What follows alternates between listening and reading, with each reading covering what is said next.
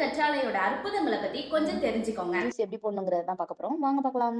இது ரொம்ப இம்பார்ட்டன்டான ஒரு ஜூஸ். ரொம்ப ஹெல்தியான ஒரு ஜூஸ் அப்படின்னு சொல்லலாம். அட் சேம் டைம் நீங்க டயட் பிளான்லலாம் கண்டிப்பா இத வந்து ஆட் பண்ணிக்கலாம். ஃபர்ஸ்ட் அந்த சைடுல இருக்கிறது எல்லாத்தையுமே பீல் பண்ணிருங்க. எல்லாத்தையுமே எடுத்துட்டு ஃப்ளெஷ்ஷ மட்டும் ஆட் பண்ணிக்கோங்க. அந்த மாதிரி ஃப்ளெஷ்ஷ மட்டும் ஆட் பண்ணுங்க. நான் இன்னைக்கு எடுத்திருக்கிறது ஒரு சின்ன ஒரு அலோவேரா ஒரு இதுதான் எடுத்திருக்கேன். ஏன்னா நான் மட்டும் தான் சாப்பிட போறேன் அப்படிங்கிறதுக்காக எனக்கு அது போதும் அப்படின்ட்டு நான் எடுத்துட்டேன். பிளஸ் ஒரு ஹாஃப் லெமனை வந்து அதுலயே பிழிஞ்சு விட்டுருங்க. அதை பண்ணிட்டு அதுக்கப்புறம் ஜிஞ்சர் ஒரு ஹாஃப் ஜிஞ்சர் கொஞ்சமா நீங்க ஆட் பண்ணிக்கலாம். பிளஸ் கொஞ்சம் கேர்டு இது எல்லாத்தையுமே ஆட் பண்ணிட்டு நீங்க ஜஸ்ட் ஒரு பிளெண்ட் பண்ணிட்டீங்க அப்படின்னா நல்லா மிக்சியில போட்டு ஓட்டிருங்க.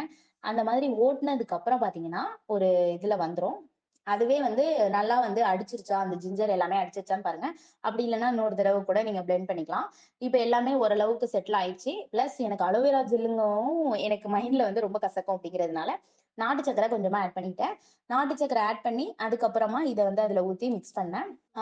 நான் really really very nice this juice. எனக்கு வந்து இந்த அலோவேரா ஜூஸ் வந்து இப்படி இருக்கும்னு நான் சுத்தமா எதிர்பார்க்கல. ரொம்ப ரொம்ப நல்லா இருந்துச்சு அப்படின்னு தான் சொல்லணும். லாஸ்ட்ல வந்து கொஞ்சமா மின்ட்டும் கொரியண்டர் லீஃபும் ஆட் பண்ணிக்கிட்டேன். அது ரெண்டத்தையும் ஆட் பண்ணதுக்கு அப்புறம் பார்க்கவே நல்லா இருந்துச்சு. பட் குடிக்கிறதுக்கு அதை விட செம்ம டேஸ்டா இருந்துச்சு. நான் உண்மைக்குமே எதிர்பார்க்கல.